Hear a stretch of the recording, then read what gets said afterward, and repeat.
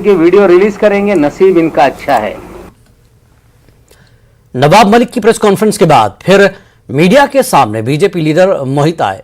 उन्होंने नवाब मलिक के इल्जामात का मुफस्सिल जवाब दिया। उन्होंने कहा कि उनकी आवाज दबाने की कोशिश की जा रही है, लेकिन वो डरने वाले नहीं है।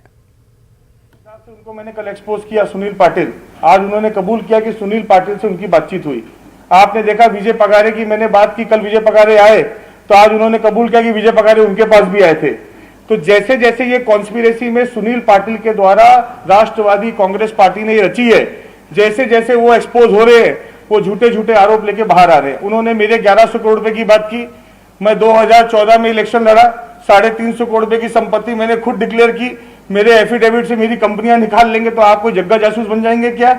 और अगर कोई 1100 करोड़ रुपए के जो फ्रॉड की बात करते हैं तो बताए कौन सा फ्रॉड है, लेके आए डिटेल 1100 करोड़ रुपए का। ये झूठे आरोप, आरओसी में जाके कंपनियां निकालना। मैं पहले से बोलता आ रहा हूं, मैं व्यापारी आदमी हूं, मेरा 5 करोड़ रुपए साल का टैक्स भरता हूं।